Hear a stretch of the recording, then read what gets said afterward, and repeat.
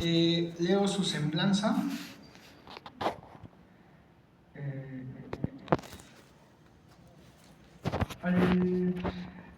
Alfredo es pasante de la licenciatura en Antropología Social por la ENA. Su formación y líneas de investigación se centran principalmente en la antropología del trabajo, con un enfoque en el análisis de las condiciones laborales contemporáneas y su relación con la subjetivización de los trabajadores.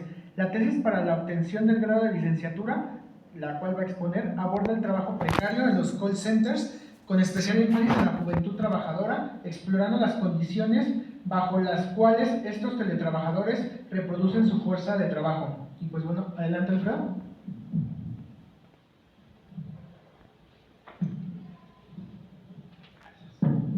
Hola, buenos días. Pues primero que nada, pues reiterar los agradecimientos a las personas pues, que están acá interesadas en escuchar pues, estas fabulosas ponencias, también a los organizadores y organizadoras.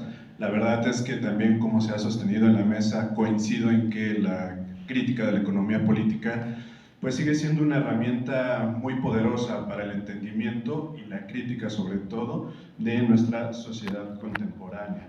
En ese sentido coincido con la doctora Patricia y me hace también un poquito de gracia, que es fundamental dentro de nuestra formación como pues, profesionales de las ciencias sociales, al igual que como comenta ella, en la reestructuración y en la discusión de los programas de estudios. Lamentablemente también en mi escuela se dice que pues hay mucho semestre de economía política. A diferencia de aquí, que son 5 semestres, allá nada más es 1. Entonces, y es mucho. Una de las críticas que se escucha en el aula de mi escuela, lamentablemente, es que es mucha economía y que se mete mucho marxismo. A diferencia de eso, la crítica de la economía política me ha permitido dar una profundidad en mi tema de investigación, que no solo se quede en lo descriptivo. En ese sentido, lo que yo les voy a presentar pues son algunos fragmentos de mi tesis de licenciatura, que está próxima a presentarse la siguiente semana también. Entonces, y pues tiene por nombre esta que ustedes pueden ver aquí. La siguiente, por favor. Y ustedes se preguntarán, pues, ¿qué es un call center? Algunos pues ya tendrán la fortuna o desfortuna de haber trabajado en uno de estos sitios. Básicamente son grandes lugares de trabajo con énfasis en la gestión de llamadas. Todo se hace desde un simulador telefónico que está situado en una computadora. A partir de ahí se gestionan diferentes servicios como son la atención al cliente, las ventas o el área, por ejemplo, de cobranza. Las empresas regularmente dan servicios a terceros, son servicios tercerizados, muy pocas veces son de manera interna. La siguiente, por favor. ¿Y por qué ascienden los call centers? Uno de los primeros registros que se tienen de la implementación de este modelo, digamos, de negocios, se remonta a 1962, precisamente en la fábrica de Ford. En una campaña de venta masiva de automóviles se contrata a 15,000 trabajadores para que puedan hacer una venta pues, masiva y colocar automóviles. ¿Cuál fue la sorpresa para ese entonces? Que vieron que era bastante rentable. Simplemente se gastaban $65 por unidad vendida. Entonces, pues vieron que fue un tremendo éxito. Es ya para 1980 que concretamente en Inglaterra y nuevamente en Estados Unidos, pues en el ámbito bancario financiero se empieza con un cierre masivo de oficinas. Estas oficinas tenían personas que trabajaban a tiempo completo, que eran especialistas en lo que se dedicaban, y empiezan a ser reemplazadas por trabajos de medio tiempo, trabajos rotativos y personas que ya no están especializadas en el conocimiento bancario. Es así que empiezan a darse la preferencia por las condiciones laborales flexibles. En México tiene su alza hacia 1994, esto se da por el Tratado de Libre Comercio y empieza a fomentarse por la privatización de los bancos. Ya una vez privatizados los bancos, lo que hacen pues, es tener grandes campañas masivas de ventas de tarjeta de crédito y de forma pues, bastante, pues no irónica, empieza a subir los deudores. Es por eso que tienen campañas de vendedores y de cobranza para tratar de recuperar pues, la cartera de ese crédito pues, que no está pudiendo ser pagado. Ya como han mencionado también, pues mucho tiene que ver con el desarrollo de la tecnología, concretamente en cuestión telefónica y en cuestión de computación. Esto es sumamente importante porque va a permitir que en una misma empresa sea muy heterogénea, que en unos meses pueda dedicarse quizá a la venta masiva de créditos, a la cobranza de la moralidad, y al siguiente mes, 2 o 3 meses, no exagero, venta de pizza, venta de alimentos de cadenas rápidas, hasta artículos de oficina como ridículamente puede ser, pues plumas, etcétera. También se aprovechan de las condiciones laborales que van a existir en los países. Hay una deslocalización, se llama, de estos centros de trabajo, de los grandes centros capitalistas, hacia países de Latinoamérica.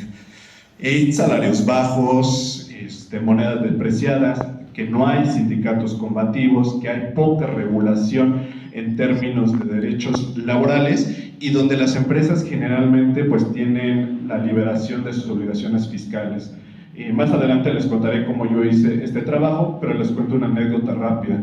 Una vez yo llegué a trabajar al call center donde hice mi investigación y mi sorpresa fue que estaba clausurado. Estaban los sellos de la alcaldía clausurada, nos dijeron no pasa nada, pásense a trabajar. La versión oficial de que clausuraron fue de que no habían actualizado el uso de suelo de la empresa. La empresa se dice que estaba registrada como un como un campo de fútbol 7 y que ya había pasado ese tiempo que la alcaldía le había permitido para que se registrara como una empresa de call center. Entonces, pues aprovechan este tipo de facilidades que dan los gobiernos locales.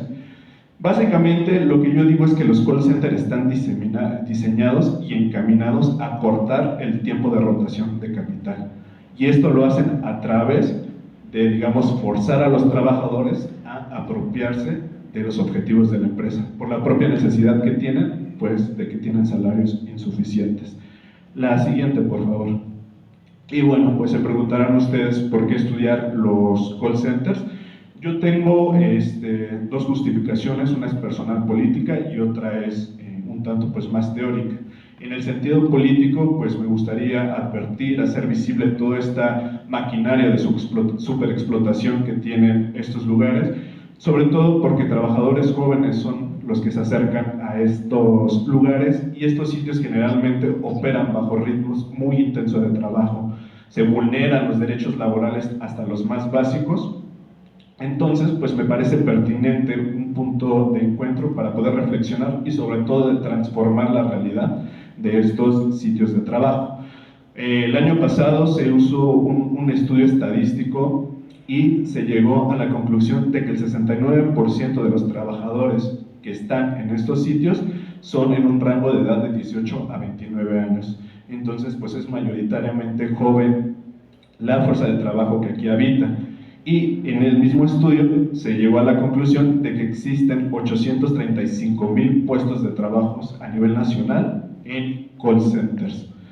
En un sentido pues, más teórico, me gustaría abordar el entendimiento del desarrollo de la lucha de clases actual, cómo se da el proceso de explotación del proletariado mexicano y pues así aportar al entendimiento y la comprensión de las implicaciones y la significación del trabajo, cómo son las relaciones de explotación dentro y fuera del trabajo, así como la conformación de la identidad y la conciencia de clase en los jóvenes trabajadores. Y pues así dar un granito de arena al estudio y la teoría en general del marxismo. La siguiente, por favor. Y pues el objetivo de la investigación principalmente es conocer, comprender y describir las implicaciones cotidianas de la explotación dadas por la flexibilización laboral que sufren estos jóvenes. Podría decirse también que un objetivo secundario pues es ver el proceso de subjetivización del proletariado en estos call centers y para eso pues fue necesario conocer las condiciones laborales, conocer sus salarios, sus jornadas, además de los sueldos que perciben, también sus formas de interactuar en el trabajo, establecer todos estos vínculos con las demás esferas de su vida. La siguiente, por favor. Y pues me encontré inmediatamente con un problema fundamental iniciando mi tesis, que yo pues llamo el problema de la precariedad. Regularmente algo que percibí dentro de pláticas, dentro de la biografía, es que la categoría de precariedad suele ser a veces muy amplia, entonces por ende pues ambigua, y regularmente se usa como una categoría espejo. ¿A qué me refiero? Que regularmente se entiende a partir de trabajos dignos, trabajos indignos, trabajos seguros, protegidos, trabajos no asegurados. En ese sentido, creo que si partimos de entender esa categoría de esa manera, pues corremos el riesgo de caer en una discusión basada en abstracciones que no tenga una determinación histórica, concreta de cómo se están reproduciendo pues, las relaciones sociales de producción. Hay algunos otros estudios que tienden a la precariedad como multidimensional y ponen el centro de atención en que pues, hay una falta de servidumbre para el trabajador. Hablamos de que hay muchas precariedades, entonces no hay una sola precariedad. En ese sentido, pues me parece un poco más adecuado, pero sigue faltando un componente que es el de la explotación. En ocasiones se suele correr el riesgo de que si empezamos a hablar nada más de precariedad, se olvida de que hay explotación laboral y de que quizá quitamos algún elemento de los que consideramos precarios, pues se acabó la explotación. Y sabemos que pues esto no es así. En ese sentido, ¿qué trato de entender como precariedad de la investigación? Pues como un momento del despliegue del concepto de explotación. Es una manera de agudizar la explotación por el avance de los intereses de la burguesía sobre el proletariado. Entonces es un momento desfavorable para el proletariado que se encuentra en desventaja política dentro de la correlación de fuerzas, lo que obliga a vender su fuerza de trabajo pues de forma desvalorizada, sin poder pues revertirlo de forma inmediata. Me parece que si aterrizamos el concepto de precariedad en la lucha de clases, necesariamente lo vamos a llevar a su lado político y al choque de intereses. De esa manera pues se involucran otras esferas que se desprenden de la manera, o sea que no toman en consideración lo descriptivo.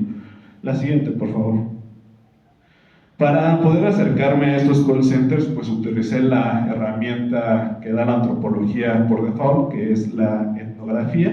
¿Qué es la etnografía? Comprender el fenómeno social desde la vista de las personas que lo están viviendo. Ver el qué, el por qué y el cómo. Sin embargo, muchas veces lo que pasa con esta o algunas teorías de la etnografía es que sitúan al trabajo de campo como algo ahistórico. En ese sentido, ponen el consentimiento informado, es decir, que la persona que vas a elaborar la investigación te esté dando el sí para poder ver la dinámica cotidiana. Pero eso no es así. Una empresa, por supuesto, que no va a permitirte, pásale al call center y estudia. En ese sentido, yo utilizo una herramienta que se llama la etnografía encubierta, que critica a este enfoque liberal del consentimiento informado, apuesta por la transformación, la crítica y la denuncia, en este caso de relaciones de trabajo asalariado. La siguiente, por favor. Les voy a platicar un poquito de los resultados que tuve en la investigación. Hay algunos que, digamos, son más perceptibles, se repiten. Podemos decir que son el salario, la jornada laboral, la intensidad de trabajo, que yo entiendo son la base para influir en los que está señalando la edad positiva, que son los lados políticos, la identidad de clase, la emocional y la social. La siguiente, por favor. El salario tiene dos vertientes, una fija y una, digamos, movible. La fija está determinada por el salario mínimo y muchas veces debajo del salario mínimo. El salario adicional o movible corresponde a los bonos que se llevan los trabajadores, y estos dependen de métricas cuantitativas y cualitativas, el cuánto hago y cómo lo hago. En ese sentido, pues los trabajadores y los compañeros con los que pude estar me comentaron que su trabajo, más bien que su salario, perdón, fue insuficiente. generalmente nunca les alcanzaba. Por eso adquirían deudos crediticios y siempre tenían que priorizar gastos sobre otro. Sus deudas siempre pasaban al siguiente mes. Entonces, uno de los elementos centrales que caracteriza a estos tipos de salarios es que los compañeros tienen una incapacidad para planificar su vida, y no solo al futuro, sino en el presente inmediato. Y a partir de esa forma de salario, pues el dinero entonces se utiliza como disciplinador. Los trabajadores, a partir de que tienen una necesidad de tener ese ingreso adicional, pues tienen que cumplir las normas que acata la empresa. La siguiente, por favor. Aquí pueden leer un testimonio de un compañero que logré hacerle una entrevista donde platica más o menos cuánto le dan de comisiones por colocar, me parece una tarjeta, vender una línea de celular, creo que era de 10 pesos, si mal no me equivoco. La siguiente, por favor. Para mí, esto es uno de los puntos que más me sorprendió mientras estuve los 9 meses trabajando en el call center, que es el tema de la jornada laboral. Los compañeros, partiendo de la diapositiva anterior, por la deficiencia salarial, voluntariamente adquieren horas extra. Entonces, pues caen en un mito de Sísifo porque llegan a un estado de cansancio crónico que los hace faltar forzosamente. Mínimo por mes faltan 1, 2 o 3 veces porque se sienten cansados. Ni siquiera es para irse a hacer actividades de recreación, sino porque ya no pueden más. Eso pues los hace que les descuenten de su salario y eso pues ya no les alcanza más y vuelven nuevamente a caer en las horas extras.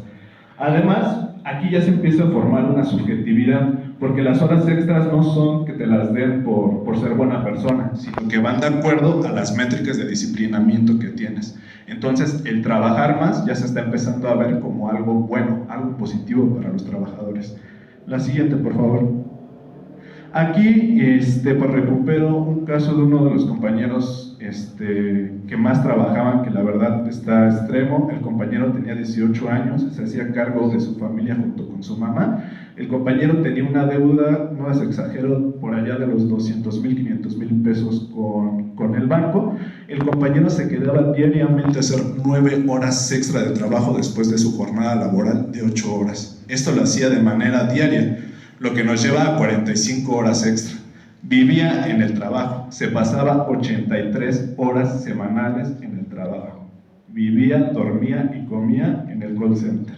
Me gustaría decir que es una exageración y fue solo cosa del compañero, pero para los 10 entrevistados que utilicé para mi tesis, todos utilizaron horas extras, al menos de manera recurrente. La siguiente, por favor. Y pues está la intensificación de trabajo, que es otra de las características de estos centros de trabajo. Lo logran a través del salario a destajo, que va de acuerdo a los objetivos productivos. Lo logran a través del espacio, son espacios cerrados, incomunicados, que no permiten el flujo y la comunicación de los trabajadores.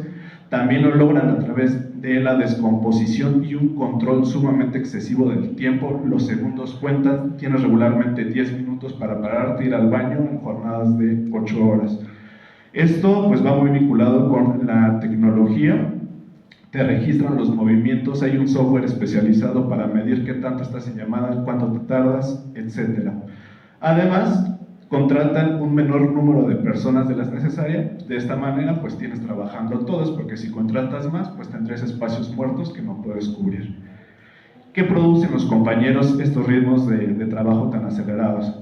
Pues mecanismos de autoexigencia, apropiación de la productividad, culpabilidad, tácticas de engaño y de mentira. Esto es muy interesante porque los compañeros, ante la obligación de vender, cobrar un producto, empiezan a engañar al cliente, empiezan a mentirle para poder así llegar a su meta.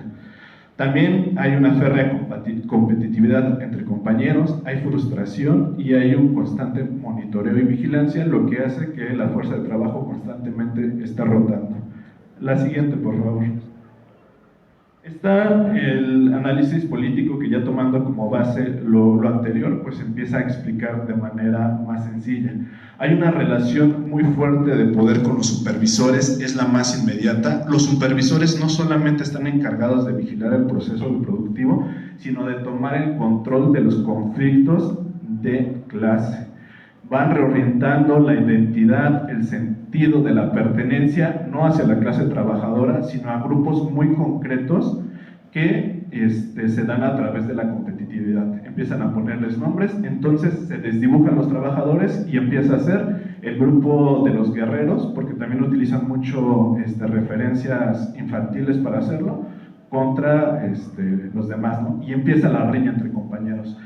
Entonces, también tienen como punto fundamental el renovar constantemente los discursos y la ideología, porque por la misma exigencia y el ritmo de trabajo los compañeros llegan a desechar lo que se puede conocer como el coaching. Entonces lo que se encarga el supervisor es de bajar ese abstracto discurso y concretarlo para que los compañeros pues no tomen conciencia de su posición de clase.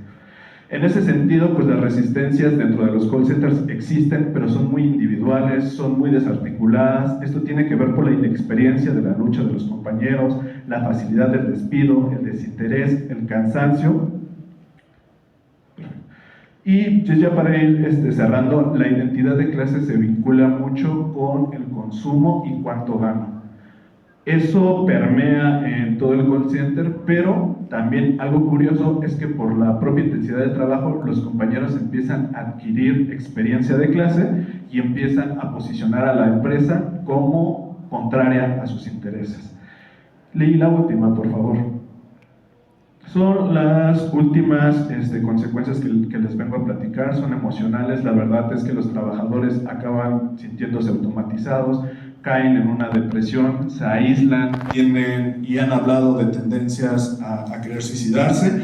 En lo social, pues empiezan a aislar, pierden sus lazos laborales, viven para trabajar, no hacen otra cosa y sobre todo tienen consumo inmediato por el propio cansancio. A mí me pasaba que después de salir de mi jornada laboral y llegar a mi departamento como a las 11 de la noche y todavía tenía que hacer mis lecturas de mis clases siguientes, la verdad es que ya no me daba la fuerza y lo único que me quedaba pues era echarme unos videos de TikTok para poder pues de tratar de descansar todo lo que traes a lo largo del día. Y pues eso sería todo.